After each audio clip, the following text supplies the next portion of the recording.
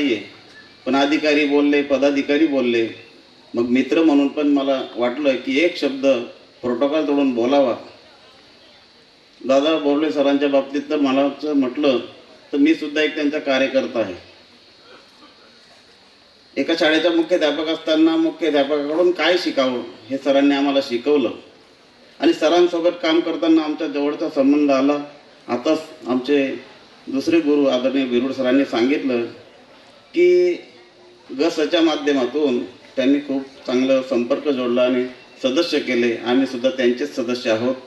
पण सदस्य व्हायच्या अगोदर बिना सदस्य असतानाही मी त्यांचं काम केलं आणि मला सार्थ अभिमान होता की जळगाव जिल्ह्यात पावड्या तालुक्याच्या कोपऱ्यात काम करताना एक आदर्श व्यक्तिमत्वाचं काम करतोय हे मला आनंद व्हायचा. दादा बोर्ले सरांच्या बाबतीत एकच म्हणेल, तेरे जैसा यार कहा याद करेगी सारी दुनिया. दादा त्यांच्या स्वभावात तिखटपणा आहे, तेवढाच गोडपणा पण आहे. ते रागवतात, चिडतात, पण तेवढं प्रेम पण त्यांच्यात आहे. सामाजिक क्षेत्रात, राजकीय क्षेत्रात, सगळ्या क्षेत्रात त्यांचे मित्र आहेत. आमचे आमदार आदरणीय सतीश अण्णा त्यांचे खूप मोठे फॅन आहेत. 2-3दा मला त्यांनी विचारलं होतं की त्यांना मिकवर माहिती झाला, तब्येत कशी आहे डॉक्टर. मी त्यांना सांगितलं, अण्णासाहेब त्यांची तब्येत खूप ठणठणीत आहे. याच्यावरून त्यांचा दांडगा संपर्क आहे. दादा तुमच्या शाळेवर सगळ्यांनी सांगितलं की तुमची ती शाळा होती, ती शाळेवर तुम्ही नॉन ग्रँडचे मुख्याध्यापक होते. आम्ही तेव्हा यायचो आणि त्या शाळेवर शाळेची केळी होती, ही सुद्धा मी पाहिली होती दादा. नॉन ग्रँड शाळा आणि तिथं केळी, आणि ती सरांनी तिचे देखरेख सुद्धा सर करत होते. तेव्हापासून मी सरांना ओळखतो की खूप सुंदर काम, खूप शिकायला भेटलं. अशा माणसाकडून शिकण्यासारखं होतं. आता यांनी बाकीच्यांनी सांगितलं की आम्ही त्या शाळेतून बरंच शिकलो. आता शिकता शिकता आम्हालाही त्यांनी मोठं केलं. आदरणीय बिरुड सरांना सांगितलं, विनंती केली की जळगाव जिल्हा माध्यमिक पदपीठ डॉक्टरचं नाव घ्या. हे सुद्धा त्यांनी मला मोठं करण्यात, बिरुड सर असतील, ते असतील, आदरणीय जे.के. अण्णा असतील, या सगळ्यांनी मला मोठं केलं. मी तुमच्या नक्कीच ऋणात राहील. मी माझ्या पारोडा तालुक्याच्या वतीने, जळगाव जिल्हा माध्यमिक शिक्षकांच्या वतीने मी आपणास या सेवापूर्तीच्या खूप खूप शुभेच्छा देतो. आपल्या ऋणात राहू इच्छितो. आपण बोलण्याची संधी दिली. आता सांगितलंच की भविष्य, सगळ्या मुलांचं भविष्य आपण उज्ज्वल केलं. ज्यांना हाताच्या रेषा आहेत म्हणतात, ज्या हाताच्या रेषा पाहून आपण पाहतो त्याचे भविष्य किती, पण हातापलीकडच्याही लोकांना भविष्य दिलंय. त्या बाबतीत मी एक शेर म्हणतो. सरांचे नेहमी म्हणतात, अरे जिनको हाथ होते हैं उनको भी भविष्य होता है, जिनके हाथ की रेखाओं में भविष्य होता है ये नहीं इनके, बल्कि जिनको हाथ की नहीं होते उनको भी भविष्य होता है. ये दिखा दिया हमारे बोरले सर ने. इनके लिए बहुत बहुत शुभकामनाएं देते और मेरे 2 शब्द खत्म करतो. धन्यवाद. माननीय श्री संभाजी पाटील यांना मी आमंत्रित करेन. आजच्या कार्यक्रमाचे अध्यक्ष, या संस्थेचे सन्माननीय अध्यक्ष आणि या तालुक्याचे लोकप्रिय आमदार शिरीषदादा चौधरी, आजच्या या कार्यक्रमाला ज्यांची विशेष उपस्थिती आहे ते नाशिक पदवीधर मतदारसंघाचे आमदार आदरणीय डॉक्टर सुधीरजी तांबे साहेब, ज्यांचा या ठिकाणी सत्कार होतो आहे, ते आमचे श्यामभाऊ आणि आमचे सन्मित्र सन्माननीय तुकाराम भाऊ बरोले. व्यासपीठावर उपस्थित असलेले शिक्षणाधिकारी सन्माननीय विकास पाटील साहेब, मुख्याध्यापक महामंडळाचे अध्यक्ष सन्माननीय जे.के. अण्णा, माध्यमिक पदपेढीचे अध्यक्ष सन्माननीय बिरुड सर आणि उपस्थित सर्व सन्माननीय मंच आणि समोर बसलेले सर्व सन्माननीय शिक्षक, शिक्षकेतर बंधू भगिनी आणि विद्यार्थी मित्रांनो, खरं म्हणजे तुकाराम भाऊंचा आज सेवापूर्ती कार्यक्रम 31 मेला ते सेवानिवृत्त होत आहे. पण मला असं वाटलं की विद्यार्थ्यांच्या उपस्थितीमध्ये हा कार्यक्रम झाला पाहिजे, अशा प्रकारची भावना भाऊंची असली पाहिजे. आणि म्हणून भाऊंनी तो कार्यक्रमाचं नियोजन सेवापूर्तीच्या पूर्वी या ठिकाणी केलेलं आहे. खरं म्हणजे भाऊंबद्दल काय बोलावं हा प्रश्न आहे मनामध्ये. तुकाराम भाऊ म्हणजे हा वेगळं रसायन आहे. म्हणजे तुकाराम भाऊंनी या जिल्ह्यामध्ये वेगवेगळ्या क्षेत्रातली माणसं जमा केलेली आहेत आणि तीही वेगवेगळे दिग्गज माणसं गोळा केलेली आहेत. सर्वांशी अतिशय मैत्रीचे संबंध आहेत. न समजण्यापलीकडचं व्यक्तिमत्व आहे तुकाराम भाऊ बरोले. खरं म्हणजे तुकाराम भाऊ बरोलेंकडे पाहिलं की तुकाराम भाऊंनी, ज्याला आपण म्हणतो की आझाद शत्रू कसा असला पाहिजे, तर मग तुकाराम भाऊ बरोलेंसारखा असला पाहिजे. या ठिकाणी पहिल्यांदा निवडणूक लढवली भाऊंनी गसमध्ये विक्रमी मतांनी निवडून आले. पहिल्याच निवडणुकीमध्ये उपाध्यक्ष झाले आणि नंतर त्याच काळामध्ये त्यांना चेअरमन पदसुद्धा मिळालं. दुसऱ्यांदा परत चेअरमन झाले. म्हणजे ज्या गस सोसायटीमध्ये आजपर्यंत कधीही माध्यमिक शिक्षकांना फारसं स्थान मिळत नव्हतं, त्या पदपिढीमध्ये, कारण खूप मोठी पदपिढी आहे, आशिया खंडातली अतिशय फार मोठी म्हणजे बलाढ्य अशी सोसायटी आहे, बँकेपेक्षाही मोठी ही पतसंस्था आहे. आणि अशा संस्थेचं 2 वेळा चेअरमन पद तेही माध्यमिक शिक्षकांना भूषवणं ही अतिशय गौरवास्पद बाब आहे. आणि ही संधी तुकाराम भाऊंना का मिळाली तर त्यांचं जे नेचर आहे की सर्वांना सोबत घ्यायचं आणि त्याचाच फायदा त्यांना झाला. आणि म्हणून बरेच जण तर कधीपासनं तिथे वेटिंगमध्ये होते, परंतु त्यांचा नंबर लागला नाही. पण भाऊंना 2 वेळा या ठिकाणी संधी मिळाली. या ठिकाणी मी, कारण वेळ खूप झालेला आहे, म्हणून परमेश्वराला प्रार्थना करेन की येणाऱ्या काळामध्ये भाऊंसाठी काही मागण्याची गरज नाही. आता भाऊ तुमच्यासाठी फक्त एकच मागेल परमेश्वराला की भाऊंना चांगल्या प्रकारचं, भाऊंना आणि वहिनी साहेबांना आणि श्यामदादाला तिघांनाही आणि श्यामदादांच्या पत्नीलाही सर्वांना चांगल्या प्रकारचं आरोग्य परमेश्वर देव हीच प्रभूचरणी प्रार्थना करतो. पुनश्च आपल्या सर्वांच्या वतीने त्यांना या ठिकाणी शुभेच्छा देतो. धन्यवाद. जय हिंद, जय महाराष्ट्र. आजच्या या सुंदर सोहळ्याचे अध्यक्ष, तुमचे आपले सगळ्यांचे आवडते मार्गदर्शक आदरणीय दादासाहेब, या कार्यक्रमाला खास करून उपस्थित असलेले नाशिक विभाग मतदारसंघाचे आमदार डॉक्टर तांबे साहेब, या कार्यक्रमाला खास करून उपस्थित असलेले मुख्याध्यापक संघाचे राज्याचे अध्यक्ष जे के पाटील सर, आमचे मार्गदर्शक भिरुड सर, प्राथमिक शिक्षण विभागाचे शिक्षणाधिकारी माझे मित्र विकास पाटील, आदरणीय अरुणाताई, उपस्थित असलेले संपूर्ण दादांवर प्रेम करणारे आप्तेष्ट नातेवाईक, मित्रपरिवार, विद्यार्थी मित्रांनो, सगळ्यांनी दादांच्या बाबतीत या ठिकाणी विचार व्यक्त केले. आदरणीय चौधरी मॅडमांनी सांगितलं की मी अनुभवलेला मुख्याध्यापक. दादासाहेब त्यांचा तो विषय होता, परंतु माझा विषय आहे मी अनुभवलेला मित्र कसा असावा. ज्यांच्या पावनभूमीने हे क्षेत्र पावन झालं, ज्यांनी शिक्षणाच्या क्षेत्रात खूप मोठा प्रभाव पाडला, शिस्त कशी जोपासावी, माणुसकी कशी जोपासावी, ही आज तुमच्या आमच्यात नाहीत. ते स्वर्गीय साहेबांना सर्वप्रथम या ठिकाणी नमन करतो. आणि माझे मित्र आदरणीय तुकाराम दादांच्या या निरोप समारंभाप्रित्यर्थ आज मला या ठिकाणी बोलताना खूप मनापासूनचा दुःख आणि आनंद या ठिकाणी होतो आहे. 2008-9ला ज्यावेळेस गस संस्थेच्या निवडणुकीत दादा आणि मी सोबत लोकमान्य पॅनलच्या माध्यमातून निवडून आलो, स्वर्गीय अप्पांनी मला गसचा अध्यक्ष आणि दादा व्हाईस चेअरमन म्हणून त्या ठिकाणी काम करत होते. त्या माध्यमातून दादांचे मोठे बंधू स्वर्गीय हकादादा बोरोलेंनी हे खूप मोठं सहकार्याची भूमिका त्यावेळेस निभावलेली होती. त्यांच्या मैत्रीच्या माध्यमातून मला सुद्धा खूप गोष्टी त्या ठिकाणी शिकण्यासारख्या झाल्या. वेळेवर येणं, शिस्त बाळगणं, सगळ्यांशी सलोख्याचे संबंध ठेवणं. आणि आत्ताच सरांनी सांगितलं की हे रसायन कोणालाच समजलं नाही, फक्त मलाच समजलेलं आहे वीरू सर. त्या रसायनमधली ताकद त्यांच्या कर्तृत्वाच्या माध्यमातून, त्यांच्या प्रेमाच्या माध्यमातून, त्यांच्या आपुलकीच्या माध्यमातून जोपासण्याचं काम करत असताना मी सुद्धा सार्वजनिक जीवनामध्ये 25-30 वर्षाचा कालखंड आणि त्याच्यात 20 वर्षाचा जो कालखंड दादांच्या सहवासात आला, तो निश्चित प्रकारे माणसाला माणूस जोडून समाजामध्ये कशा पद्धतीने प्रभावीपणे काम करावं याच्या सगळ्या विवंचना मी आदरणीय दादांच्या माध्यमातून शिकलो.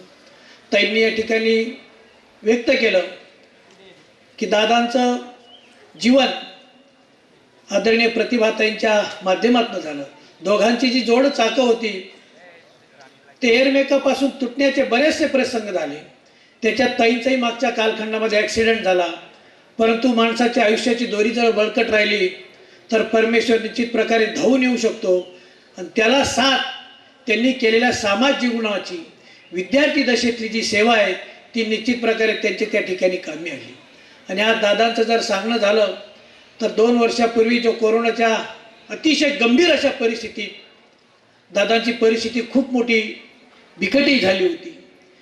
मुकेश आणि हर्षल हे त्यांचे दोघं पुत्र. परंतु त्याही बिकट परिस्थितीत ताईंनी आणि दादांची जी एकमेकाची साखळी होती ती कधीही तोडू दिली नाही. आदिवाल दादांनी सांगितलं की मला कोरोना झाला होता, परंतु दादा प्रत्येकाची विचारपूस करत होते. त्याच पद्धतीने मुंबईला असताना सुद्धा दादा फोनवर कसं काय चालू आहे विचारत होते, परंतु मी दादांना सगळ्या गोष्टीचा धीर देत असताना माझ्या या जवळच्या मित्राच्या या निरोप समारंभाच्या निमित्ताने खूप जुन्या आठवणी त्या ठिकाणी जागे होऊ शकतात. 2 वेळेस चेअरमन म्हणून काम करत असताना सुद्धा गसो प्रबोधिनी ही स्वर्गीय बाळासाहेबांनी जी विचारधारा दिली होती की ज्या ज्या क्षेत्रात जाशील तुकाराम त्या ठिकाणी प्रभाव पाडण्याचा प्रयत्न कर. त्यांनाही वाटलं की आपण या गसो संस्थेचा अध्यक्ष झालो. गरीब गरजू विद्यार्थ्यांसाठी गसो प्रबोधिनी नावाची त्यांनी संस्था त्या ठिकाणी उभी केली. काही आमच्या सहकाऱ्यांनी विरोधही करण्याचा प्रयत्न केला, परंतु नंतरही जेव्हा दुसऱ्यांदा चेअरमन झालेत त्यावेळेस गसो प्रबोधिनी ही संस्था त्यांनी स्थापन करून तिला ऊर्जा निर्माण करण्याचं काम केलं.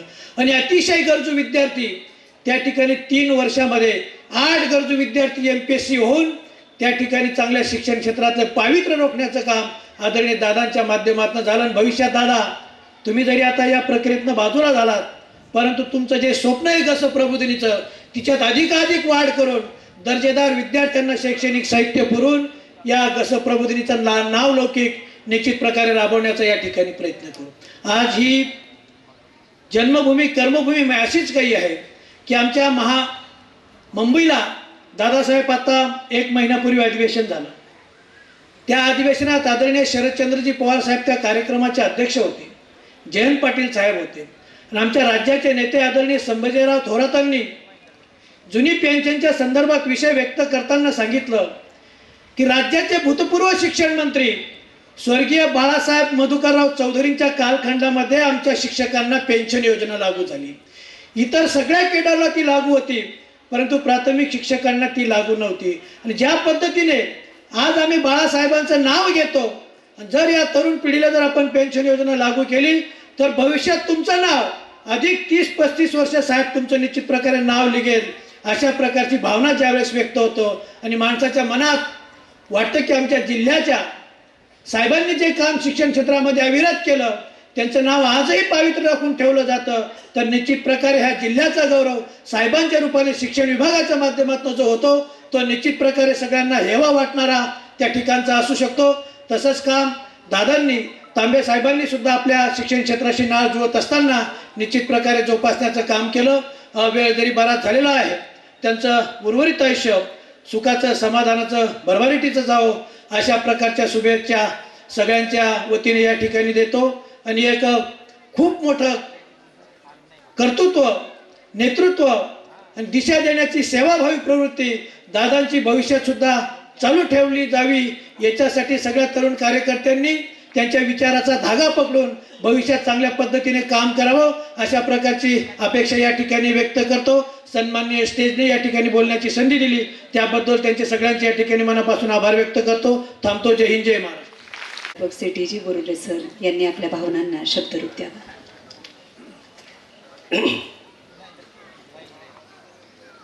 माझे दैवत पूज्य बाळासाहेब, पूज्य कुसुमताई यांना प्रथम अभिवादन करतो. मित्रो,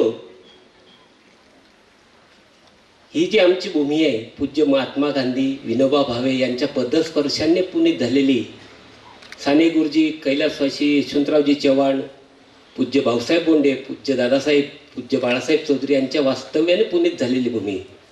त्याच्यामुळे आम्ही जे घडलो, मोठे झालो, ते काही आमचे संस्कार नाही असे मी प्रामाणिकपणे कबूल करतो. या संतांनी जे आम्हाला दिले, या भूमीला दिले, या भूमीचे संस्कार आहेत.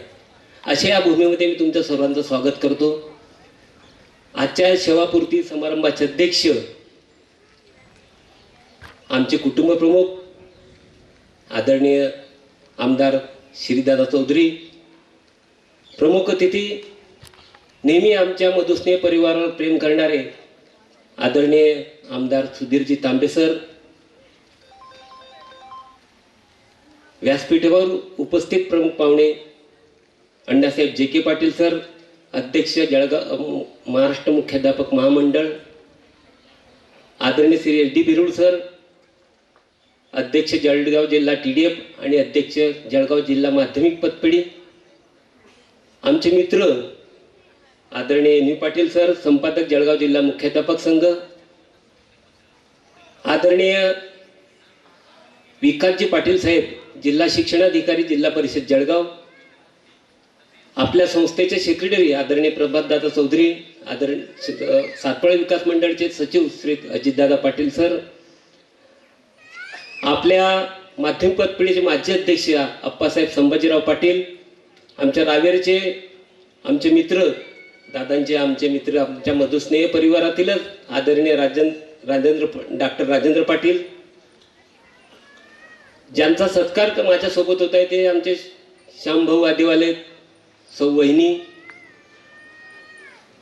ज्यांचा सत्कार इथे आम्ही केला आमच्या परिवारातीलच आहेत ते doctor सुरेशजी Patil, doctor Sudhakarrao Chaudhari, Shri NV Patil सरांचाही सत्कार झाला, आमच्या शालिनीताई खिरोद्याच्या त्यांचाही सत्कार झाला, आमचे प्रभाकर अप्पा,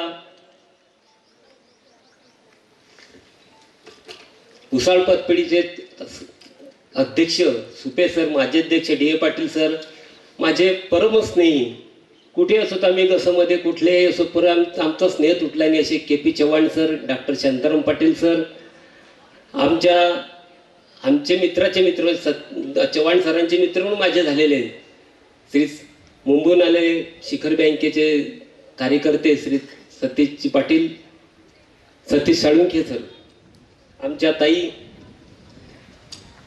साधनाताई, त्यांचा सर्व परिवार, त्यांच्या मैत्रिणी आले सर्व, आमचे भाचे विनोद माहेश्री, सर्व व्यासपीठावरील माननीय सदस्य, आमच्या दोन्ही संस्थांचे शाखा प्रमुख, परिसरातून जिल्ह्यातून माझ्यावर प्रेम करायला आलेले प्रेम असणारे सर्व मुख्याध्यापक, शिक्षक, बंधू भगिनी, ग्रामस्थ बंधू भगिनी आणि विद्यार्थी मित्र, वेळ झाला म्हणून शॉर्टकट मारला, माझे आप्तेष्ट पण आलेले आहेत. आज आपण आमच्या विद्यालयाचे वरिष्ठ लिपिक श्याम आदिवाले आणि माझ्या निरोप समारंभासाठी एकत्रित आला.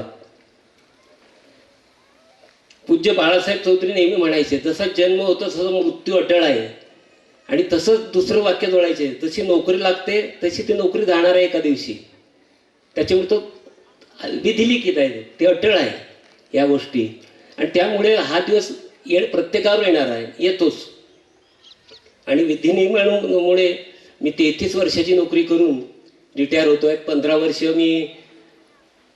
ते 16 वर्ष उदडीला काम केलं, नंतर 17 वर्षापासून खिरुद्याला काम करतोय. हे काम करत असताना जे मला श्रेय दिलं जात आहे ते दैवताचं श्रेय आहे.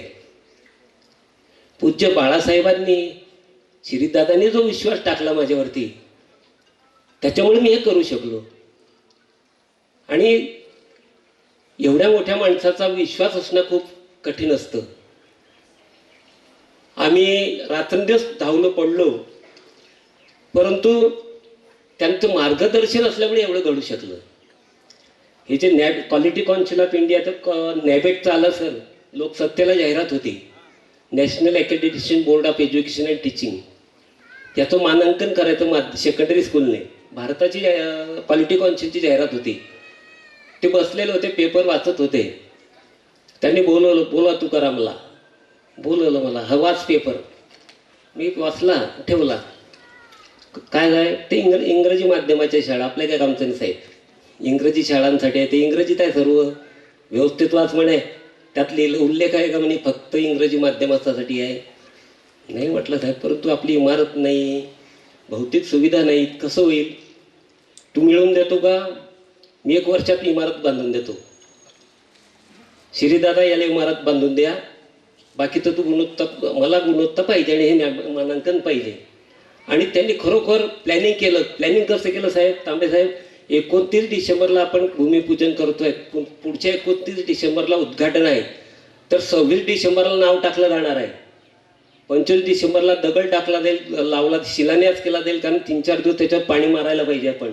असं कलर, मग पहिला स्लॅब, दुसरा स्लॅब, आणि असं टाइम टेबल दिलं 1 वर्षाचं की या 8 दिवसात हे झालं पाहिजे, 8 दिवसात, आणि बिलकुल मागे तो बोल मेरे अक्का क्या हो ना असं होतं. ते मागे लागले होते, म्हणजे देणारे शिरीषदादाही थकून जायचे, आम्ही थकून जायचो, पण ते थकले नाही. आणि हे जे डिझाईन दिलं आहे, बिल्डर होते आमच्या बिल्डिंगला, आर्किटेक्ट नव्हता, पूर्ण डिझाईन बदलून टाकलं साहेबांनी आपल्या. आणि गेटवरती बसायच्या खुर्चीवरती एक काडी घ्यायची तुराटीची, अतुल मालखेड सराय साक्षीला मी, आणि डिझाईन काढायचे मातीवरती, आणि मालखेड्याला सरांना सांगायचं डिझाईन काढ कागदावरती, आणि त्याच्यावर दुरुस्त करायची, आणि नंतर तुकाराम असंच झाला पाहिजे. आणि ते ऑफिसची डिझाईन आहे, ती पाळा बांधा करता करता आम्ही कंटाळलो होतो. म्हणजे कसं आता साहेबांना आवडतच नाही. 1 महिना झाला, मी मुद्दाम निघून गेलो 8 दिवस. दादांना सांगितलं, दादांची परवानगी, की मी जरा समजत नाही आणि साहेब रागवताय खूप. मिस्त्रीला सांगितलं, साहेब म्हणतील असं बांधून टाक. 8 दिवस छान निघून गेलो चेतनाला. आणि नंतर दुसऱ्या दिवशी नेहमी साहेब यायचे. त्या मिस्त्रीला विचारलं, कुठे गेला तुकाराम? नाही आहे. कुठे गेले? मुंबईला गेले. मला सांगितलं नाही म्हणे. फोन लावला, म्हटलं शिरीषदादांना विचारलं होतं, मला बरं नव्हतं म्हणून मी आलो आहे. त्या मिस्त्रीला हाकलून दिलं कामावरून. तुकाराम येईल त्या दिवशी काम सुरू करायचं, काम बंद म्हणे. मी आलो 8 दिवसाने. कारण तुला असं वाटतं का की तू नसताना काम होईल? बेटा, जे तुलाच काम करायचं आहे आणि मला आवडेल तेच झालं पाहिजे, या भाषेमध्ये त्यांनी अक्षर दणकावलं म्हणतो आपण, तसं झालं. आणि त्यांनी करून घेतलं. त्यांना ही त्यांची अपेक्षा होती. बुद्धाचा डोम वरती होता आणि अजिंठा आर्च होती, की बुद्धाने सर्व जगाला शांततामय, बुद्धाने शिकवण दिलं आंबेडकरांनी, असं शांततामय गर्भांसाठी शिक्षण द्यायचं बेटा आपल्याला, अशी संकल्पना आहे माझी. आणि ते आम्ही तर भारवलेलो होतो, पण तिथून केलं सुरू, पुन्हा काम सुरू केलं, पुन्हा झालं. म्हणजे आपल्याला काय पाहिजे हे ते आधी ध्येय निश्चित करायचे, की आपल्याला हे ध्येय हे करायचं आहे. झेप उत्कृष्टतेकडे हा कार्यक्रम आखला आमच्या संस्थेचा. गुणवत्ता कशी पाहिजे? 35% मार्क, 25% झालेला नापास झालेला विद्यार्थी 35% कसा जाईल, 35चा 50% 50चं डिस्टिंक्शनपर्यंत जाईल. याच्यासाठी काय काय गुणवत्ता केली पाहिजे, कसा अभ्यासक्रम केला पाहिजे, यासाठी मायक्रो प्लॅनिंग दिलं त्यांनी सर्व शाळांना, आमच्या 10 शाळांना. आणि सारखा तो अभ्यासक्रम राबवून घेतला, आणि त्याचे फळं आम्ही चाकवतोच आहे. की आता मगाशी जे सांगितलं 30 35 विद्यार्थी स्कॉलरशिपला येत आहेत, हे त्याचंच आहेत. आणि ते फक्त आखणी करायची, बाकी पूर्तता आणायला आमचे शिरीषदादा होतेच. त्यांच्या डोक्यावर केसच ठेवले नाही आम्ही त्याच्यामुळे. तर पूर्तता काहीशी होत नाही, तर आर्थिक पाठबळ लागतं, भौतिक पाठबळ लागतं. त्याच्यासाठी आम्ही सारखे त्यांच्या मागे लागायचे. पण त्यांनी ते काही कधी कमी पडले नाही. गुणवत्ता वाढवण्यासाठी, विद्यार्थ्यांची गुणवत्ता वाढवण्यासाठी, शाळेची प्रत वाढवण्यासाठी कधीच आमच्या संस्थाचालकांनी कमी पडू दिलं नाही. आणि हे सर्व करू शकलो निवड आमची टीम. उदळीला असताना उदळीची टीम असो, खिरोद्याला असताना खिरोद्याची टीम असो, एक भारावलेल्या वातावरणात सर्व काम करायचे. मी उदळीला असताना सावदा सेंटर चालवायचे आमच्या 5-7 शाळेचे. एकदम भावासारखं वातावरण झालेलं होतं आमचं. 6 शाळा, 6 समाजाच्या, 6 वेगवेगळ्या थरातल्या होत्या. परंतु कधीच जाणवलं नाही की आम्ही वेगवेगळे आहोत. एक संघ काम केल्यामुळे मजाही येते आणि कामही चांगलं होतं आणि श्रमही कमी होतात. ते आम्ही अनुभवलं, आणि त्या अनुभवाच्याच बळावरती आम्ही एवढे मोठे झालो आणि एवढं काम करू शकलो. मी मगाशी माझ्या अर्धा उल्लेख झाला. पहिल्यांदा जळगावला आजारी पडलो आम्ही दोघं कोरोना काळात. भिरुळ सर डी ए पाटीलांना फोन केला, पॉझिटिव्ह निघालो रे भाऊ. मग भिरुळ सर मला कुठेच वेळ मिळत नाही. दोघांनी तपास केला. आणखी 10 मिनिटात फोन आला, दादा तेजस राणेकडे जा, खोलीच उपलब्ध आहे, जा तुम्ही बिनधास्त. तिथे गेलो, तिथे ॲडमिट झालो, तिथे 8 दिवस राहिलो, घरी आलो महिनाभर. पुन्हा त्रास सुरू झाला. डी ए पाटील सारखा भोप्यासारखाच माझ्या मागे होता. मी भिरुळ सरांना त्याच शब्दात सांगितलं होतं, भिरुळ सर की आपला भोप्या जायचो, एकसारखा मागे राहायचा. आणि त्यांच्याबरोबर आमचे लक्ष्मीकांत शेठ आणि हितेंद्र शेठ चौधरी दररोज रिपोर्ट घ्यायचे त्यांच्याकडून, माझ्याकडून काय चाललं आहे, कसं चाललं आहे. आणि नंतर मग जेव्हा दादा शंकाली जरा, म्हणजे माझे विद्यार्थी कसे कामं येतात. डॉक्टर दिवाकर चौधरीकडे मी ॲडमिट होतो, तिथून डिस्चार्ज मिळाला, जा म्हणे. माझे विद्यार्थी तिथे टेक्निशियन आहे, तो आला भेटायला की सर चालले ते भेटून घेऊ. म्हणे सर बरं वाटतं का? म्हटलं तुझे डॉक्टर म्हणताय, पण मला काही बरं वाटत नाही आहे, पण तू ENT वाल्याकडे जाऊन या म्हणे. मग ENT वाल्याकडे गेलो. होते ते मुकेश होता, डी ए पाटील होते, त्यांनी टेस्टिंग घेतली, त्याने शंका आली, त्यांनी लॅबमध्ये पाठवला तर रिपोर्ट म्हणजे 5:30 वाजता रिपोर्ट मिळेल, मी बोलतो नंतर. 5:30ला रिपोर्ट आला पॉझिटिव्हचा, फंगसची सुरुवात आहे म्हणे. मी शिरीदादांशी बोललो, दादांनी हिंदुजा वगैरे हॉस्पिटलला फोन सुरू केले. इकडे लक्ष्मीकांत शेठ आणि हितेंद्र शेठने डायरेक्ट ग्लोबलला ॲडमिशन घेतली. त्या डॉक्टरांचं डायरेक्ट मला फोन की तुम्ही न घाबरता निघून या लगेच. दादांशी पुन्हा बोललो, तुम्ही निघा म्हणे, आहेत आम्ही तुमच्यासोबत. म्हणजे तात्काळ सर्व मिळत गेलं, म्हणून मी आज या स्थितीत इथे उभा आहे. तिथे ज्यावेळे ऑम्बिसन्स नावाचे इंजेक्शन कमी पडले त्यावेळी तांबे साहेबांनी उपलब्ध करून दिले. श्रीदादा हॉस्पिटलला घेऊन आले ते इंजेक्शन. दररोज सकाळ संध्याकाळ दादांची तर सावलीसारखा होतंच माझ्यावरती प्रेम, ते संपर्कात होते. परंतु सर्व मित्रपरिवार होतं म्हणून मी बरोबर आलो दादा. नुसते कोणी मी आहे म्हणून आलेलो नाही, की पैसा होतं म्हणून आलेलो नाही आहे. वेळेवर सर्व माणसं धावून आले, वेळेवर सर्वांनी परस्पर अपॉइंटमेंट घेतली, परस्पर सर्व सोयी केल्यात आणि म्हणून मी परत आलो. आमच्यावर खूप मोठा प्रसंग असतानाही आमच्या परिवारालाही आम्हालाही सर्वांनी सामावून घेतलं, हे सर्वात महत्त्वाचं. या प्रसंगी मी सर्व शिक्षक लोक आले जिल्हाभरातून तालुकाभरातून. एक आमच्याही शिक्षकांना सांगू इच्छितो, प्रामाणिकपणे निष्ठेने संस्थेशी आणि आपल्या शाळेशी एकनिष्ठ राहा. परमेश्वर आपल्याला कधीच कमी पडू देत नाही. आम्ही खूप केलं असं काही नाही, फक्त त्यांचे स्वप्न साकार करण्याचा प्रयत्न केला आहे बाळासाहेबांचा. स्वप्न त्यांचेच होते, पूर्ण काही साकार करू शकलो नाही आम्ही, कारण त्यांचे स्वप्न त्या पलीकडचे होते. आणि कोणते स्वप्न होते? आपल्या गरिबाचा मुलगा, आपल्या बेघरातला मुलगा चेतनाला शिकायला गेला पाहिजे तुकाराम, हे स्वप्न त्यांचं. ज्या वेळेला पूर्ण इमारत बंद कंप्लीट झाली, फिटिंग झाली, लाईट लावले, पाहिलं, त्या विद्यार्थ्यांना विचारायचे ते काय कमी आहे. विद्यार्थ्यांनी सांगितलं पंखेने आमच्या शाळेत. मला बोलवलं, पंखे का लावले नाही? म्हटलं साहेब 8-8 तास लोड शेडिंग असतं. अरे आपल्याला गरिबांच्या मुलांना असं वाटलं पाहिजे की आपण शहरामध्ये शिकतोय, पंखे लाव, तुला जनरेटर घेऊन देतो. आणि जनरेटर घेऊन दिलं त्यांनी. म्हणजे शेवटचा घटकाचा विकास कसा होईल, शेवटच्या घटकाला कसं शिक्षण मिळेल, हा शेवटपर्यंत त्यांचा विचार होता. आणि त्या विचाराने आम्ही चाललो आहोत. आपले सर्वांचे साथ सोबत आहोत. माझी पत्रिका पाहिली वैद्य सरांनी दादा, आणि प्रतिभाला फोन केला, कसे काय रिटायर होते, अजून 1.5 महिना आहे. अजून 1.5 महिना राहिला आहे सरांचा. मला सांगितलं पण नाही, मी काहीतरी केलं असतं. त्यांनी म्हणे घाई झाली आता पण करतो म्हणे. म्हणजे प्रेम किती करावं माणसाने. असे एक मित्र आहेत माझे सर्व. माझ्या कॉलेज लाईफपासूनचे मित्रातले लाला आलेला आहे. माझा विद्यार्थी जसे शिकवणारे माझे शिक्षक बसले, PR पाटील सर, असे सर्व होते. तुमचा आशीर्वाद होता, तुम्ही होते म्हणून मी घडलो. घडत मी एक पुढची पिढी घडवण्याचा प्रयत्न करतो आहे. आपल्या सर्वांच्या मार्गदर्शनाने आणि सहकार्याने. आपल्या खूप वेळ झालेला आहे. आपल्या सर्वांच्या आदरणीय तांबेसाहेब पण, दादा पण, व्यासपीठावरचे पण आणि तुम्ही समोरचे पण, आणि आमच्या विद्यार्थ्यांसाठी परमेश्वर दीर्घायुष्य निरोगी आयुष्य देव ही प्रभूचरणी प्रार्थना करतो. आमच्या सेवानिवृत्तीनिमित्त सत्कार कार्यक्रम आयोजित केला आपण, त्याबद्दल या कार्यक्रमाला ज्यांनी सहभागी झाले, जे सहभागी झाले, जे तुम्ही आलात सर्व, त्याच्यामुळे मला आनंद झाला. त्याबद्दल सर्वांचे आभार मानून माझे 2 शब्द संपवतो. नमस्कार. धन्यवाद सर. माननीय आमदार डॉक्टर सुधीरजी तांबेसाहेब यांना मी मार्गदर्शनासाठी आमंत्रित करेल.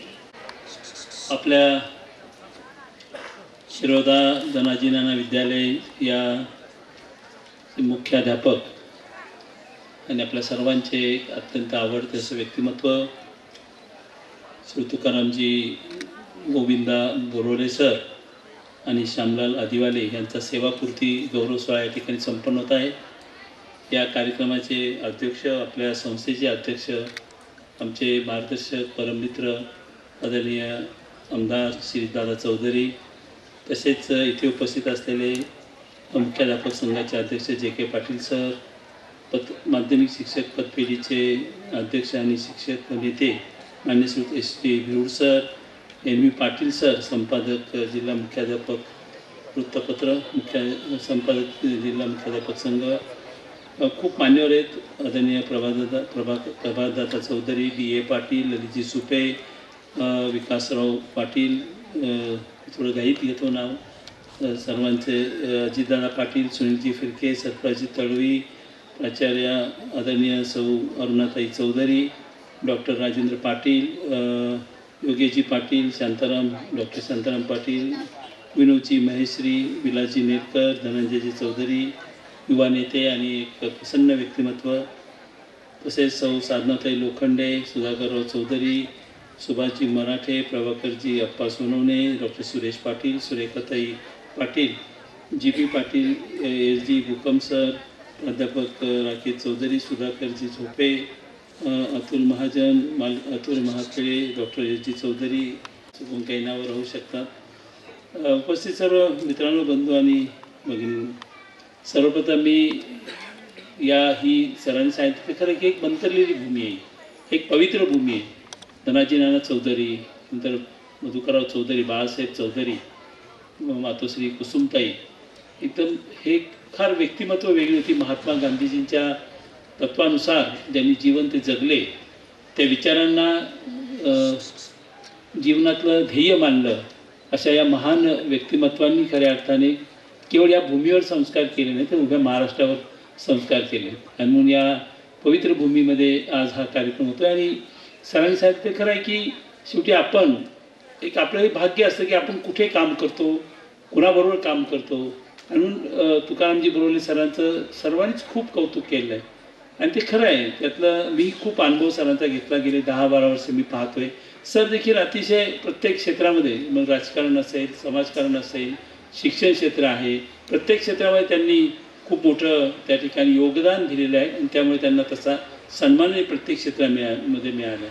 परंतु या एका चांगल्या संस्थेमध्ये तिथे मी सांगितलं की इथे महात्मा गांधीजींचा पदस्पर्श झालेला आहे, इथे बाळासाहेब चौधरींनी, आदरणीय मधुकरराव चौधरी राज्याला नेतृत्व दिलेलं आहे. एक अत्यंत सत्शील असं राजकारणातलं व्यक्तिमत्व, राजकारणातले संत म्हटलं तर वावगं ठरू नये असे मधुकरराव चौधरी. आणि विलासरावनी सांगितलं नेरकर की आजही मी सांगितलं दादांना की जेव्हा जेव्हा विधान परिषदेमध्ये शिक्षणाची चर्चा होते त्यावेळेस आम्ही आवर्जून उल्लेख करतो मधुकरराव चौधरी साहेबांचा. शिक्षण मंत्री म्हटलं की मधुकरराव चौधरी, इतकं ते समीकरण त्या ठिकाणी झालेलं आहे. आणि त्यामुळे अशा या संस्थेमध्ये की ज्यांच्या मार्गदर्शनाखाली सरांनी किती सांगितलं की किती त्या ठिकाणी आपण कसं जीवन जगलं पाहिजे, ह्या वस्तुपाठ त्यांनी दिला. ही इमारत बांधायची, मग ती किती वेळात झाली पाहिजे, एक प्रचंड एक अधीन इच्छाशक्ती त्यांच्याकडे होती. आज आम्ही पहिल्या अडचणींचा डोंगर उभा करतो, काही एखादं काम करायचं असताना ही अडचण आहे, ती अडचण आहे. त्यांना कधी अडचणींचा डोंगर कधी वाटलंच नाही ना, कारण त्यांना त्यांचं उद्दिष्ट साध्य कसं करायचं हे त्यांच्यामध्ये एक दुर्दम्य इच्छाशक्ती होती. आणि सगळ्यात महत्त्वाचं म्हणजे जनतेबद्दल कळवळा होता, जनतेशी नाळ जोडलेली होती, जनतेच्या प्रत्येक म्हणजे त्या प्रश्नाबद्दलच्या प्रचंड असं मनामध्ये त्यांची कणव होती. मग ज्यावेळेस कुठलंही मी म्हणतो की आपण म्हणतो की दूरदृष्टी असली पाहिजे, सर्व गोष्टी आहेत, पण ज्याबद्दल आपल्याला एका जनतेची, सामान्य माणसाची, विशेषतः गरीब माणसाची जेव्हा आपल्या मनामध्ये त्याबद्दल एक कणव असते, प्रेम असतं, जिव्हाळा असतो, त्यावेळेस आपल्याला सगळं काय मिळतं. ईश्वर आपल्याला दूरदृष्टी देतो, परिश्रम करण्याची ताकद देतो, कल्पकता देतो, हे सर्व त्या ठिकाणी मिळत असतं. आणि म्हणून अशा एका असं चांगल्या एका ऑर्गनायझेशनमध्ये, संघटनेमध्ये, ही खरं म्हणजे ही काही संघटना म्हणजे शिक्षण संस्था असं मी म्हणणार नाही, ही खऱ्या अर्थाने समाज परिवर्तनाची चळवळ आहे.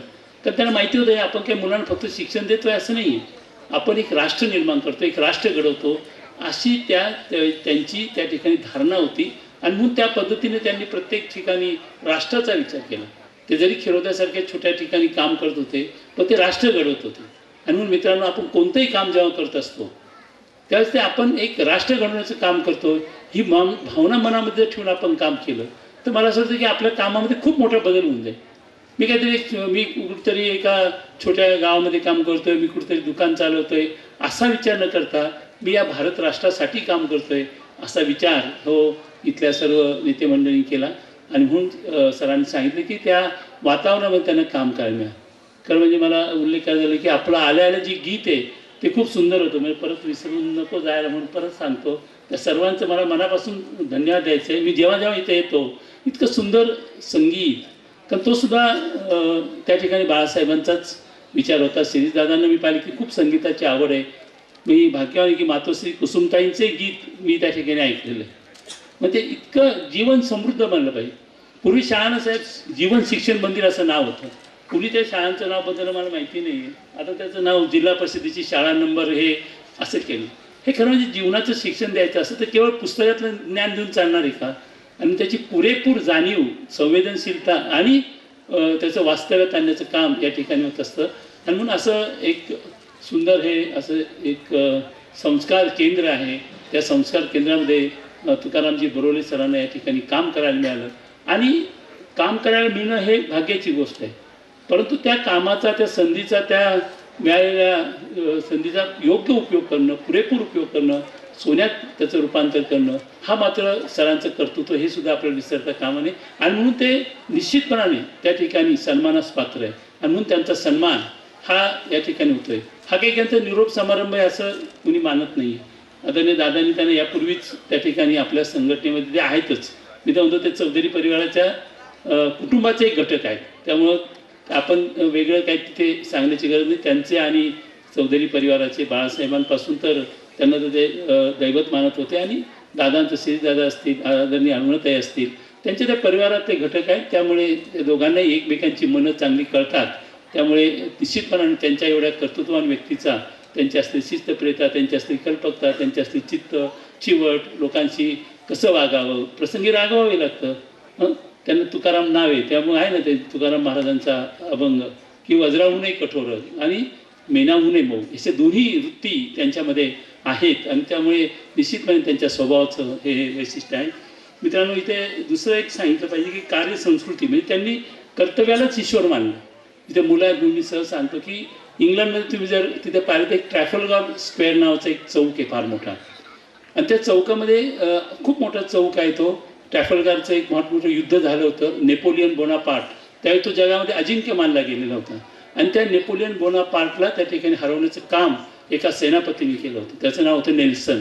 आणि त्या नेल्सनला एक डोळा नव्हता, तरीसुद्धा त्यांनी ते युद्ध केलं, जिंकलं. त्याचा हातसुद्धा त्या युद्धामध्ये तुटला गेला. आणि मग त्यांनी शेवटचं जे वाक्य लिहिलं की thank God I have done my work. त्यांनी ईश्वराचे आभार मानले की मी माझं कर्तव्य पार पाडू शकलो. मग त्याचे पुतळा जो आहे नेल्सनचा त्याच्यावर एक वाक्य लिहिलं आहे मित्रांनो. मला विशेषतः लहान मुलांना आणि मुलींना सांगायचे.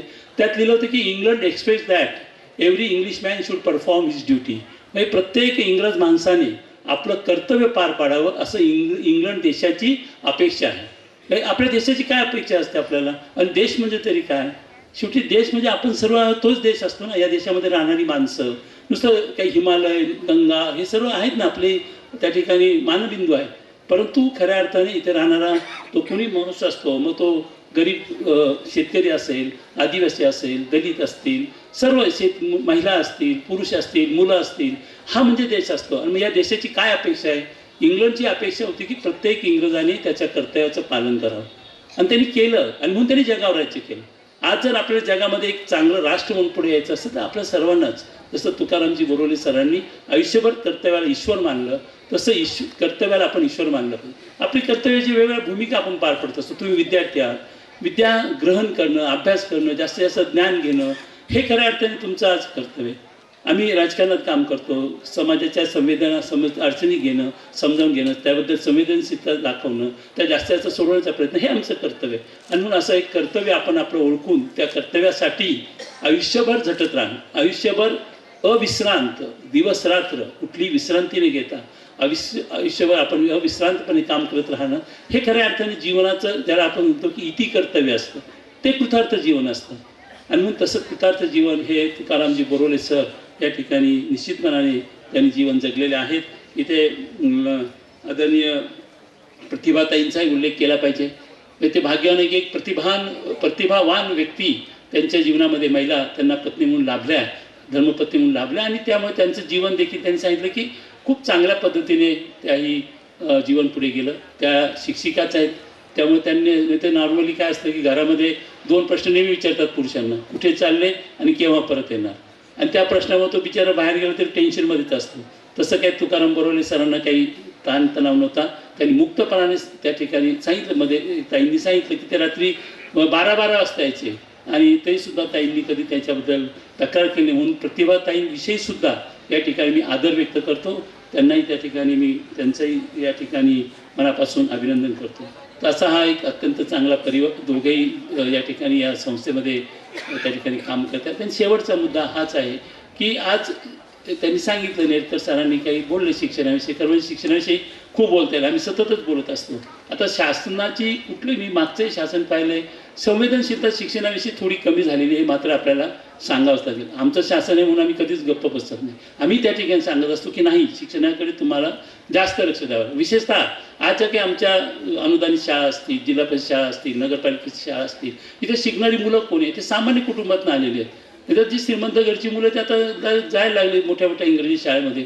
तिथे ICSE बोर्ड असतं, SSC, आता किती बोर्ड आहे आपल्याला सांगता पण येणार नाही. ICSE, IB, CBSE. आणि आमच्या मुलांना मात्र तुम्ही तिथे साध्या साध्या सुविधा देणार नाही, पुरेसे शिक्षक देणार नाही, चांगलं इन्फ्रास्ट्रक्चर देणार नाही, कम्प्युटरची लॅबोरेटरी देणार नाही, तर मग कसं होणार? मी परवा एका शाळेमध्ये गेलो, अर्थात ती मराठी शाळा होती. तिथल्या संस्थाचालकांनी मला स्पर्धा परीक्षेचं उद्घाटन करायला बोलवलं. दादा, ती शाळा होती 1ली ते 4थी, फक्त 4थीपर्यंतची शाळा होती. स्पर्धा परीक्षेचं उद्घाटन करायला बोलून मी गेलो, नंतर फिरलो, तर त्या शाळेमध्ये वाचनालय, स्वतंत्र वाचनालय होतं त्या शाळेमध्ये. त्या शाळेमध्ये चांगल्या पद्धतीचं कम्प्युटरची लॅब होती. 1ली ते 4थीच्या शाळेमध्ये जवळजवळ 10 कॉम्प्युटर होते मित्रांनो.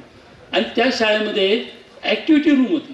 म्हणजे हे तर पाहून मला आणखीन आश्चर्य वाटतं. आता ॲक्टिव्हिटी रूम ही काय, कधी जिल्हा आणि 4थीपर्यंतची शाळा, मग तिथं संगीताची साधनं होती, कुकिंगचे गोष्टी होत्या, म्हणजे त्या ठिकाणी देण्याचा प्रयत्न त्या ठिकाणी होता. आणि हे सगळं आमच्या मुलांना मिळालं पाहिजे, त्यांचा तो अधिकार आहे. आता तो आपण शिक्षण हक्क कायदा केला, तुम्ही म्हणाल की तो 8वीपर्यंत, हे सगळं तात्विक असतं.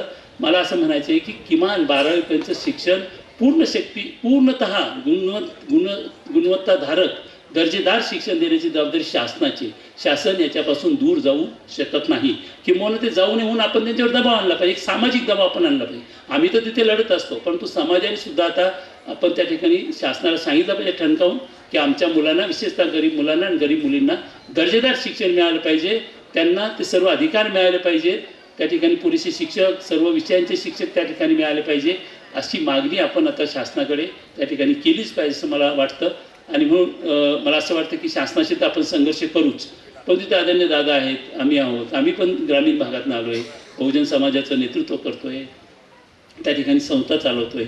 एकीकडे शासन आहे, शासनाच्या काही अडचणी असतील, आपण म्हणू शकत नाही, करोनासारखं संकट आलं, आर्थिक अडचणीमध्ये आहे, परंतु हे कसं करत असताना मला असं वाटतं की एक समांतर सामाजिक शिक्षणाची चळवळ ती सुद्धा आपण निर्माण केली पाहिजे. जसं मी त्या 1ली ते 4थीच्या शाळेचं उदाहरण दिलं, त्यांनी ते तिथं सोलर सिस्टीमही बसवली होती जाण्या, मग तिथे पूर्णतः ते स्वयंपूर्ण असं झालेलं युनिट होतं.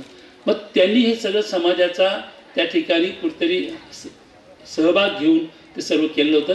तर मला असं वाटतं की आता तुकारामजी बरोबर सर रिटायर होत आहेत, ते खूप कर्तृत्ववान आहेत, एक अतिशय सामाजिक बांधिलकी त्यांच्याजवळ आहे, समाजाविषयीची संवेदनशीलता आहे. तर आपण सगळ्यांनी मिळून अशा प्रकारची एक विशेषतः गरीब मुलांच्या शिक्षणासाठी एक शैक्षणिक चळवळ त्या ठिकाणी निर्माण करण्याची गरज आहे असं मला वाटतं. आणि तुकारामजी बरोबर सर खरं म्हणजे तुम्ही सांगितलं की अतिशय तुकाराम महाराजांना आपण पाहिलं की असं वाटतं की हे फार शांत आणि वैराग्य आहे, असं नाही आहे. तुकाराम महाराज एक क्रांतिकारक होते, त्यांनी अंधश्रद्धेवर, वाईट गोष्टींवर आघात केले आणि एक लढा दिला, संघर्ष केला. तर आपले तुकारामजी सुद्धा संघर्ष करणारे आणि त्यामुळे जीवनभर पुढचं खूप मोठं जीवन आहे. तेव्हा त्यांनी म्युकरमायकोसिसला चितपट केलं आणि ते पुन्हा अतिशय ताठ मनाने इथे मानेने आणि मनाने आपल्यामध्ये हजर झाले. तर अशाच एक अत्यंत निरामयी जीवन, अत्यंत निरोगी जीवन, अत्यंत दीर्घ आयुष्य त्यांना लाभो आणि त्यांच्या हातून आपल्या सर्व समाजाची मोठी सेवा घडो अशा हार्दिक शुभेच्छा मी त्यांना देतो आणि माझे 2 शब्द संपवतो. धन्यवाद. धन्यवाद साहेब. यानंतर आजच्या कार्यक्रमाचे अध्यक्ष माननीय आमदार श्री शिरीषदादा चौधरी यांना मी मार्गदर्शनासाठी आमंत्रित करेन.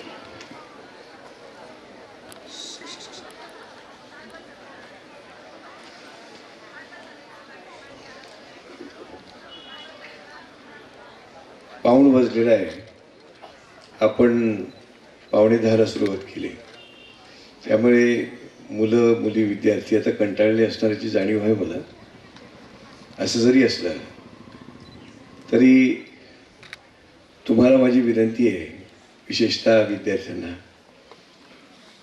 की हा समारंभ मेमध्ये करायचा असतो, पण तुमच्या सहवासामध्ये हा कार्यक्रम झाला पाहिजे हा आग्रह आपल्या शिक्षकांचा आणि बोरले सरांचा देखील होता. आणि म्हणून आपण हा कार्यक्रम करतो. थोडासा वेळ आणखीन तुम्हाला ऐकायचं आहे, पण जे काही तुम्ही या ठिकाणी ऐकणार आहात त्याचा निश्चितपणे तुम्हाला देखील तुमच्या आयुष्यामध्ये उपयोग होईल असा मला विश्वास वाटतो. आदरणीय आमदार सुधीर तांबे साहेब, जी आमच्या परिवाराचे मोठे बंधू आहेत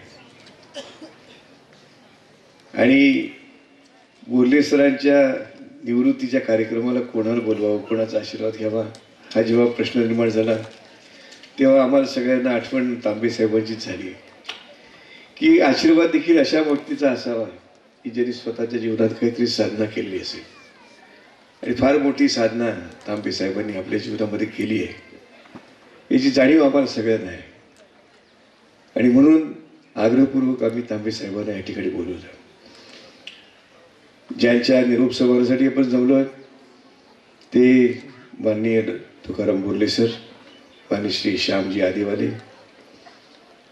मंचावर बसलेले सारे मान्यवर, मी नाव घेणार नाही, वेळ घालवणार नाही, सगळं आता तांबे साहेबांनी घेतलीच नावं, त्यामुळे काही घेतली जातात, काही राहून जातात.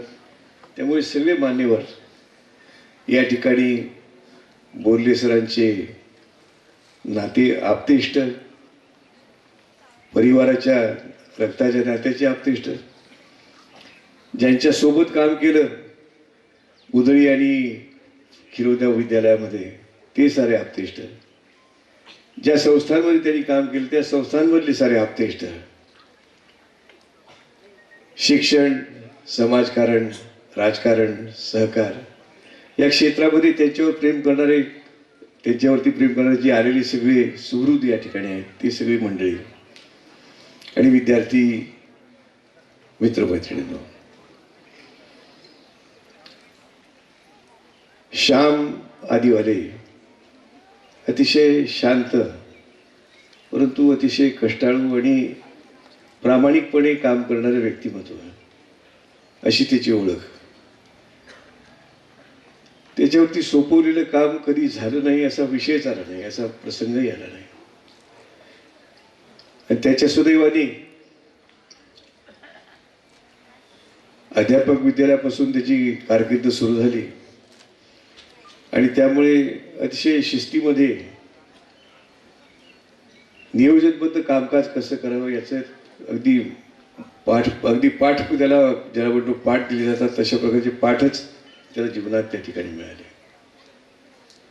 स्वर्गीय Bhausaheb, Bhanu sir, LD. Sir, NK. Sir ही सारी या संस्थांमधली पूर्वसुरी मंडळी जी होती, त्याचबरोबर स्वर्गीय बाळासाहेब, या सगळ्यांच्या सहवासामध्ये श्यामचं व्यक्तिमत्व घडलं. निर्लसपणे सेवा करत राहायची, कुठेही उद्धटपणा नाही, आक्रस्ताळेपणा नाही, काम नीटनेटकं प्रामाणिकपणे आणि कितीही त्रास झाला तरी तक्रार करायची नाही, ही त्याची वृत्ती जी होती. त्या वृत्तीने त्यांनी सगळ्यांना जिंकून घेतलं, सगळ्यांना आपलंसं केलं. आणि म्हणून आज तो निवृत्त होत असता त्यांनी शेवटी जे सांगितलं की सहवास जरी संपला तरी सोबत सुटणार नाही. मी तर म्हणतो श्याम सहवासच संपवायचा नाही आपल्याला. त्यामुळे तू निवृत्त फक्त सरकारी नोकरीतून झालेला हे लक्षात घे, पण या संस्थेचा कार्यकर्ता म्हणून तू आहेस तोपर्यंत, तुझी इच्छा आहे तोपर्यंत सातत्याने आमच्यासोबत काम करत राहायचं आहे याची खात्री बाळगून तू निवृत्तीचा आनंद घे. परंतु संस्थेच्या माध्यमातून समाजाची सेवा करण्याची जी धडपड आहे ती यापुढे देखील सुरू ठेव असं मी तुला शुभेच्छा देतो. प्रश्नच नाही.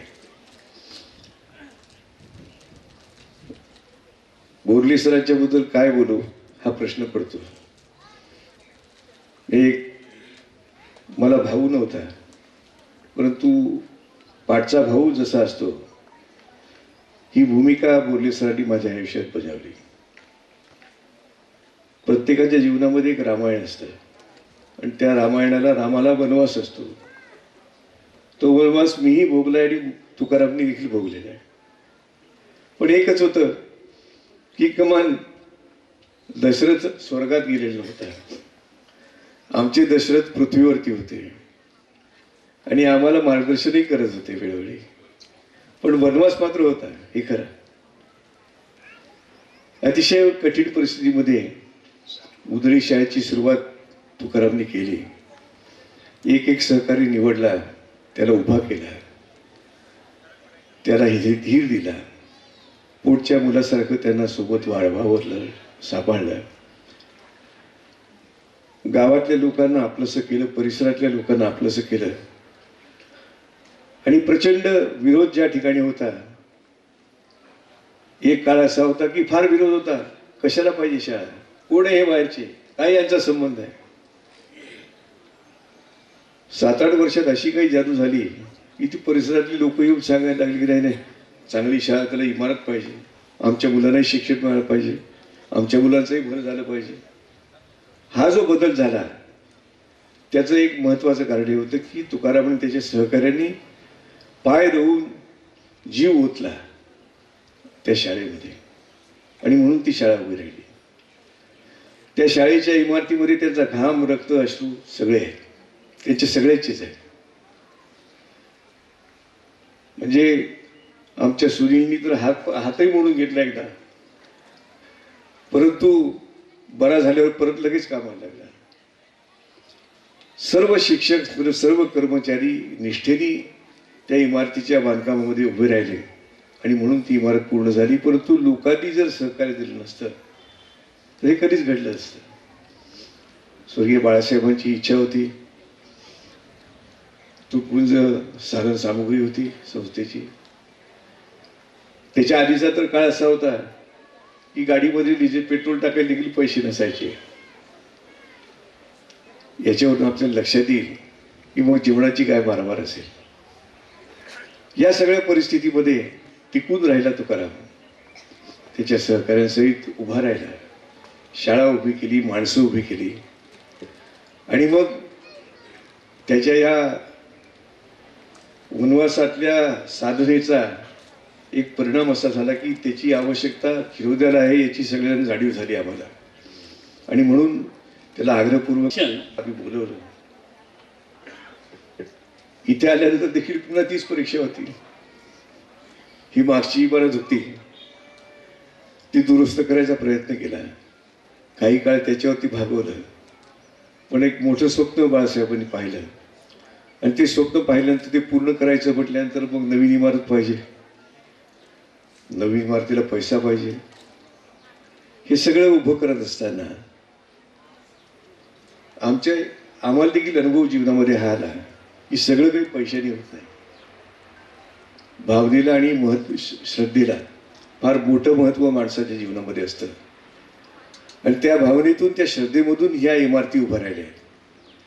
आणि याच्यामध्ये तुकाराम, त्याचे सगळे सहकारी, शिक्षक असोत, शिक्षकेतर कर्मचारी असोत, त्यांच्या सगळ्यांचा सहभाग, सहकार्य याच्यामध्ये लाभलं आहे. आणि म्हणून अतिशय दिमाखामध्ये ही इमारत या ठिकाणी उभी आहे. आणि केवळ इमारत नाही, तर अतिशय दर्जेदार अशा प्रकारचं शिक्षण देण्याचं काम या विद्यालयातून होतं आहे. आणि त्याबद्दलची पावती नॅबिटनी दिली, इतर संस्थानांनी दिली.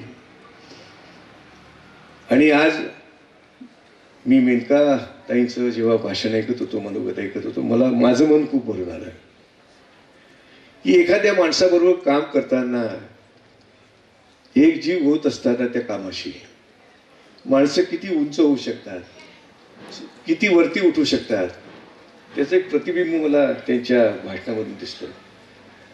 आणि ते सांगितलं की एक नाही, आम्ही सगळेच मुख्याध्यापक झालो. जे उदळील झालं ते खेळदळ झालं. ही जी परंपरा निर्माण केली बोर्ले सरांनी, इथपर्यंत पोचता पोचता त्यांना काय काय सोसावं लागले. प्रत्येक चांगल्या सुंदर मूर्तीला सुंदर होण्यासाठी आधी खूप घाव सोसावे लागतात. हे सगळे घाव त्यांना सोसावे लागते. त्याचा काही कालखंडाचा मी साक्षीदार आहे. काही कालखंडाचे आपले PR पाटील सरांसारखे त्यांचे शिक्षक देखील साक्षीदार आहेत. लालासारखे त्याचे मित्र देखील साक्षीदार आहेत. परंतु हे खरं की स्वर्गीय बाळासाहेबांच्या सहवासामुळे एक हाफचड्डीचा चेबडपूर गावाचा, गावातल्या मुलांचा, शिक्षणाचा, आपल्या विभागाचा, आपल्या देशाचा विचार करायला लागलं आणि मुख्याध्यापक झालं. नुसतं मुख्याध्यापक झालं नाही, तर वेगवेगळ्या क्षेत्रामध्ये त्यांनी मित्र जोडले. सहकार क्षेत्रामध्ये, राजकारण क्षेत्रामध्ये, शिक्षण क्षेत्रामध्ये, समाजकारणामध्ये. आणि याचं चित्र प्रतिबिंब त्यांनी त्या ज्या ज्या क्षेत्रामध्ये वाटचाल केली त्या ठिकाणी दिसून आलं. या ठिकाणी त्यांचे मित्र जे बोललेत वेगवेगळ्या क्षेत्रामधले, त्यातून हे दिसून येतं की माणूस आपल्या जीवनामध्ये काय काय करू शकतो. अतिशय रम्य अशा प्रकारचं चित्र आज या ठिकाणी मला पाहायला मिळालं. आपण सोबत काम करत असतो माणसाबरोबर, परंतु तो किती उंचीवरती जातो, किती उंचीवरती गेलाय याची ओळख पटायला एक वेळ यावी लागते. आज तुमच्या निवृत्तीच्या प्रसंगाने सगळ्यांनी त्याबद्दलची पावती तुम्हाला दिली, हे निश्चित. पण मला हे सांगायचं आहे की तुम्ही मृत्यूच्या जवळ जाऊन पलीकडच्या जगामध्ये डोकवून आलाय आणि आता परत आलाय. जे जे काही ही नव्हतं ते सगळं गळून पडलेलं आहे. जे आयुष्य आता उरलेलं आहे ते पुन्हा एकदा समाजाच्या सेवेसाठी आपल्याला पूर्ण शक्तिबुद्धीनिशी वापरायचं आहे. या तयारीने तुम्ही यापुढे काम करायचं आहे. मला विश्वास आहे की ते करायचा प्रश्नच नाही. आणि या सगळ्या तुमच्या प्रवासामध्ये चिरंजीव प्रतिभाची जी साथ लाभली ती निश्चितपणे कौतुकास्पद आहे, अभिनंदनीय आहे. आणि तुम्हाला माहिती आहे की नाही, मुलांना माहिती आहे का तुम्हाला, बोर्ले सरांचं आणि प्रतिभा मॅडमचं लव्ह मॅरेज आहे. मागे तो पिक्चर होता अनिल कपूरचा आणि माधुरी दीक्षितचा, 1 2 3 4 5 6 7, आठवतं का? आपल्या प्रतिभाताई होत्या माधुरी आणि आपले बोर्ले सर होते का अनिल कपूर. जोरदार लग्न केले त्यांनी. जीवनातल्या प्रत्येक क्षेत्रामध्ये त्यांनी संघर्ष केला, नाही असं नाहीच, पण संघर्ष करून यशही मिळवलं. रडता रडता हसायचं कसं, हसता हसता पुढे जायचं कसं, हे ज्या माणसाला समजतं. आणि पुढे जात असताना सोबतच्या लोकांना सोबत उभं करून बरोबर घेऊन जायचं कसं, त्यांचंही जीवन उन्नत कसं करायचं, हे ज्याला समजलं तो खऱ्या अर्थाने समाजाची सेवा करू शकतो. आणि ती शक्ती, ती कुवत तुमच्यामध्ये निश्चित आहे. म्हणून अजूनही समाजाला तुमच्या सेवेची दीर्घकाळपर्यंत गरज आहे. 1 महिना आधी तुम्हाला सेवानिवृत्तीचा निरोप जरी इथे देत असलो तरी तुम्हाला आम्हाला निवृत्ती नाही. वयाच्या 60व्या वर्षी निवृत्ती होते म्हणतात. माझं कामच वयाच्या 60व्या वर्षी सुरू झालं आहे. आता तुम्ही पाठचे भाऊ असल्यामुळे तुमची सुटका नाही. त्यामुळे ज्याप्रमाणे राम चालतो तसं लक्ष्मणाला चालावंच लागणार आहे. तेव्हा यापुढच्या काळामध्ये चांगली उभारणी करायची शिक्षण क्षेत्रामध्ये, समाजकारणामध्ये, राजकारणामध्ये, हे देखील काम आपल्याला करावं लागणार आहे. आणि जो विचार स्वर्गीय दादासाहेबांनी आणला, आपल्यासमोर मांडला, समाजासमोर मांडला, संस्थांच्या माध्यमातून तो स्वर्गीय भाऊसाहेबांनी, बाळासाहेबांनी पुढे चालवला. त्यांच्यानंतर आपण पुढे चालवायचा प्रयत्न करतोय. तो आपल्यानंतरही चालला पाहिजे. येताना आमच्या छोटूदादा खडकेंनी साहेबांना सांगितलं की साहेब आता युनायटेड स्टेट्स ऑफ खेरोदा लागला आपल्याला गांधी पुतळ्याजवळ. ऐकून मला तर आश्चर्य वाटलं, पण गमतही वाटली. गमत यासाठी वाटली की एक बेट आहे, शिक्षण क्षेत्रामध्ये चांगलं काम करण्याची धडपड करणारं हे एक बेट आहे. आम्ही साम्राज्य वाढवलं नाही कारण ती उद्दिष्ट आमच्या संस्थापकांची नव्हती, परंतु जे आहे ते चांगलं, अधिक चांगलं कसं करता येईल हा प्रयत्न मात्र सातत्याने करत राहायचं. हे व्रत त्यांनी आम्हाला जे दिलं होतं ते व्रत तुकाराम सर आणि आमच्या सगळ्या सहकारी कार्यकर्त्यांनी त्या ठिकाणी, प्रभातदादा असोत, अजितदादा असोत, बाकी सगळे शाखा प्रमुख असोत, ते सगळे धडपड करतायत आणि काम करतायत. आणि म्हणून या रस्त्याच्या, या गावाच्या त्या प्रवेशापासून असो किंवा या प्रवेशापासून असो, हा जो पट्टा एकदा तुम्ही तिरकुटी ओलांडली तिकडची किंवा इकडून स्मशानभूमीच्या पुढे आलात की या वातावरणाचं जे आपल्याला वेगळं अनुभूती या ठिकाणी जी येते, सगळ्यांनाच येते. मी त्याचं बोलून सांगावं अशी काही गरज नाही, पण जे सगळ्यांची भावना आहे ती मी सांगतो. इथे काहीतरी वेगळं वाटतं. वेगळं जे आहे ते आमचं नाही आहे, पण जे वेगळेपण आहे ते आम्ही टिकवायचा प्रयत्न करतो. वेगळेपण समाजाच्या हितासाठी टिकवणं आवश्यक आहे म्हणून आम्ही प्रयत्न करतोय. कदाचित ज्यांनी आम्हाला विचार या ठिकाणी निर्माण केला, तो रुजवला, त्यांच्या इतके मोठे आम्ही होऊ शकणार नाही, परंतु त्यांनी जे सांगितलं ते टिकवून धरण्याचं काम आम्ही निश्चितपणे करू शकतो. आणि हे काम करणं आमची सगळ्यांची जबाबदारी. कारण ही पुढची पिढी जी आहे, गावागावातून जो प्रवास सुरू झाला होता शाळांकडे, शहरांमधल्या इंग्रजी माध्यमाच्या शाळेकडे जायचं, परवडलं तरी आईबाप 30-40-50 हजार रुपये देऊ, पण आमच्या मुलाला इंग्रजी माध्यमाचं शिक्षण देऊ ही धडपड करायला लागली. पण इकडे मात्र उलटा प्रवास सुरू आहे की सावध्यापासून विद्यार्थी बस करून त्यांच्या खाजगी गाड्यातून इथे या शाळेमध्ये प्रवेश घेण्यासाठी येतात. प्रवेश देऊ शकत नाही कारण मर्यादा आहे, म्हणून देता येत नाही. नंतर आहे त्यापेक्षा दुपटीने तिपटीने शाळा चालू शकते अशी परिस्थिती आहे. परंतु ते करणं शक्य नाही आहे. पण तरी देखील जो दर्जा आणि दर्जापेक्षा देखील जो संस्कार या ठिकाणी आमच्या विद्यार्थ्यांना आम्ही द्यायचा प्रयत्न करतोय, ते यापुढच्या काळात देखील सातत्याने चालवणं गरजेचं आहे. आणि म्हणून तुकाराम सरांची फक्त सरकारी नोकरीमधली सेवानिवृत्ती झालेली आहे. या पुढच्या काळामध्ये त्यांची पुढची वाटचाल जी आहे आता केवळ शिक्षकाची राहणार नाही आहे, तर संस्था चालकाची देखील राहणार आहे. आणि म्हणून ती भूमिका त्यांना या पुढच्या काळात समर्थपणे पेलण्यासाठी परमेश्वर दीर्घायुष्य आरोग्य देवो. त्यांच्या परिवारजनांना, आमच्या श्यामदारांच्या परिवारजनांना दीर्घायुष्य आरोग्य मिळो, समृद्धी मिळो. आणि बोर्ले सरांनी तसं त्यांचं कुटुंब अतिशय चांगल्या पद्धतीने वाढवलेलं आहे. मुलं, सुना, पत्नी सुविधा आहेत, सगळी योग्य मार्गाला लागलेली आहे. कोणाची चिंता करण्याची गरज नाही. अडचणी येत राहतात लहान सहान, परंतु एक स्थिर रस्त्याने सगळे चाललेले आहेत. हे देखील, आणि हे केवळ तरी स्वतःपुरतं केल्यानंतर आपल्या सहकार्याच्या जीवनामध्ये देखील ती काळजी घेण्याचा प्रयत्न केला आहे, त्यांना दिशा देण्याचा प्रयत्न केला आहे. कुटुंबाचा प्रमुख कसा असावा याचं एक चांगलं उदाहरण तुकाराम सरांच्या रूपाने आपण पाहू शकतो असं मला वाटतं. आणि मला तुमच्या निवृत्तीचा आनंद यासाठी होतोय की मला समर्थपणे पाठराखा आणखीन पुन्हा मोकळा झाला आहे. समाजाची सेवा करण्यासाठी आणखीन एक पाठीराखा मोकळा झालेला आहे, याचा मला खूप आनंद वाटतो. आणि पुढच्या पिढ्या घडवण्यासाठी आपल्याला जे काम करायचं त्याच्यामध्ये विचाराने काम करणारी माणसं, निष्ठेने काम करणारी माणसं मिळणं हेच मोठं भाग्य असतं. आणि ते भाग्य आम्हाला लाभलेलं आहे. आम्ही बोलवलं